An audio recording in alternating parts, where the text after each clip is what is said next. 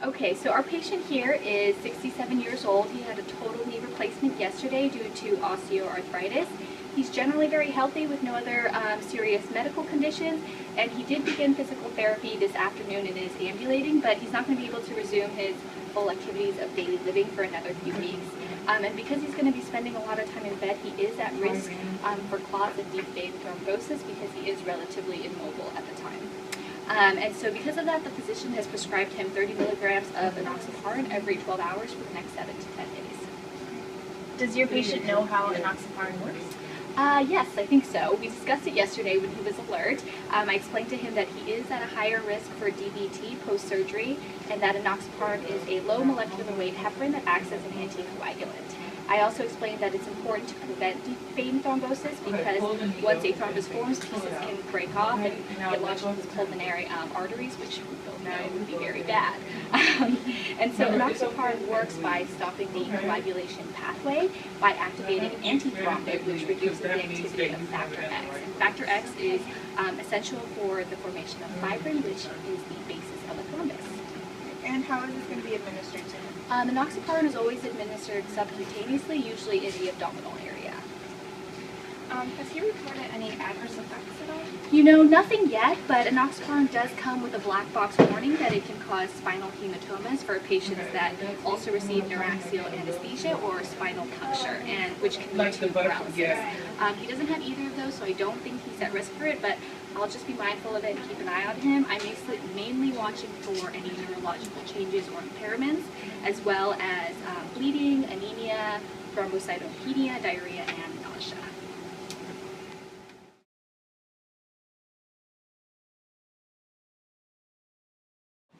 Okay, so my patient here is a 72-year-old female who manifests with sudden numbness on the left side of her body, inability to talk, confusion, and drooling. Her husband said he found her face down in the living room floor. She was not responsive and had a blank look on her face, so he called 911 and she was brought into the ED. The patient has a history of hypocholesterolemia, hypertension, CHF, depression, urinary incontinence, and TIA episodes in 1988, 98, and 08. Her physician has diagnosed her with having had an ischemic stroke and expressive aphasia, and has prescribed warfarin, also known as Coumadin, 5 milligrams QHS, in addition to her daily medications. Can you explain how prescribing warfarin will benefit this patient? So prescribing warfarin will benefit this patient because it's an oral anticoagulant normally used to prevent the future formation of blood clots in blood vessels and their migration elsewhere in the body respectively, which is important given her history and current stroke. Warfarin will suppress coagulation by decreasing the production of 4 clotting factors, 7, 9, 10, and prothrombin, which are known as vitamin K dependent clotting factors. In therapeutic doses, warfarin reduces production of vitamin K dependent clotting factors by 30 to 50%. And warfarin has a delayed onset and half-life of 6 hours to 2.5 days, which is why it was inappropriate for the emergency visit, but it is well suited for her long-term prophylaxis. Is there any adverse effects that the patient should be aware of? Yes, I have informed the family and the patient that bleeding is a major complication of warfarin therapy and may be fatal. Hemorrhage can occur at any site. The patient should be monitoring their medication and any cuts or bleeding very closely. And also too, aside from hemorrhage, other adverse effects are pretty much uncommon, but possible undesired responses include skin necrosis, alopecia, urticaria, dermatitis, fever, GI disturbances, and red to orange discoloration of urine, which must not be confused with hematuria. And if using the warfarin more than 12 months, it may weaken the bones and thereby increase the risk of fractures. So does your patient need to be monitored after their treatment? Yes, the patient knows that they need to monitor their anticoagulant effects by monitoring their prothrombin time, also known as PT, which is especially sensitive to alterations in vitamin K. This can be done at the lab to ensure that the test results from different labs are comparable. Results are recorded as INR. Patients should be measured daily the first 5 days, their INR, 2 times a week for the next 1 to 2 weeks, and 1 week for the next 1 to 2 months, and every 2 to 4 weeks thereafter. and the result should be between 2 and 3. And if it's if the INR is below the dosage, below that, then the dosage needs to be increased. And if the INR is above that, the dosage needs to be reduced.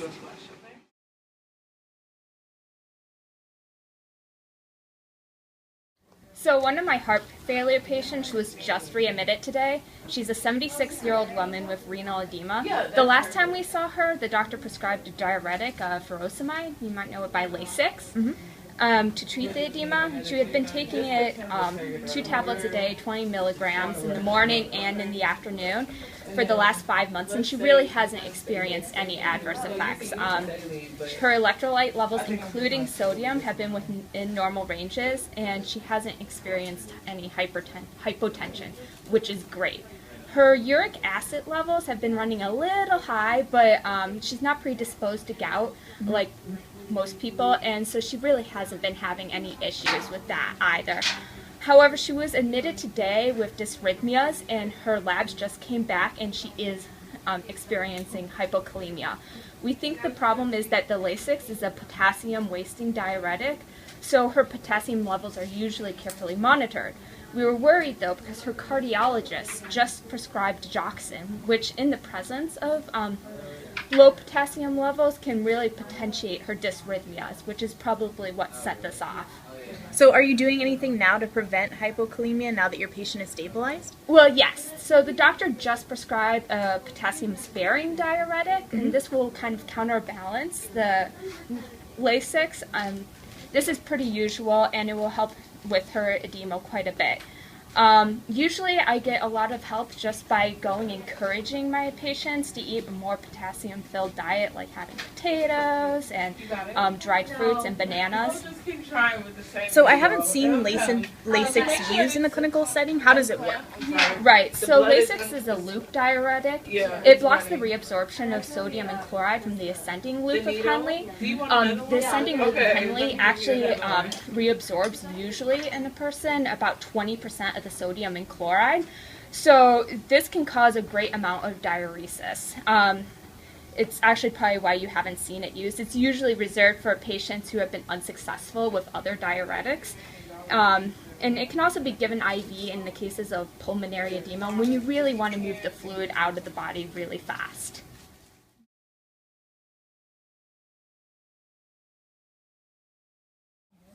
Okay, so my patient is a 55-year-old male who was diagnosed by his doctor with hyperlipidemia around 5 months ago. The patient is obese and has a history of hypertension. He has no other serious medical conditions, and I have discussed with him the importance of diet and exercise and weight loss in addition to cholesterol-lowering drugs. He has been prescribed a high-intensity dose of rosuvastatin, 20 milligrams daily. So does your patient know how rosuvastatin works? He does. I explained to him that it's an HMG-CoA reductase inhibitor that targets the liver, which is the organ for cholesterol lowering, meaning that it inhibits the hepatic enzyme responsible for cholesterol synthesis. Because of this, more LDL receptors are synthesized by the cells of the liver, increasing the breakdown of LDL from the bloodstream. And has he reported any adverse effects? Well, rosuvastatin is usually well tolerated, but I did explain to him that he could experience some GI effects like constipation, abdominal pain, and some nausea. Rosuvastatin has many drug-to-drug interactions, so I told him to consult his physician before taking any antivirals or niacin because they can cause myopathy, and to also for warfarin due to any bleeding risk. So have you noticed any improvements of his lab results since he's been taking rosuvastatin? Yes, I have. His LDLs have decreased by 20%, and his HDL levels have increased, and he has initiated a diet and exercise program.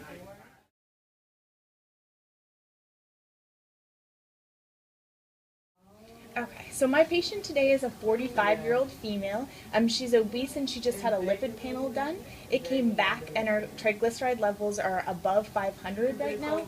So we're going to try just some diet modifications and exercise and things like that to see if we can lower the triglyceride levels. Because right now she does qualify for hypertriglyceridemia.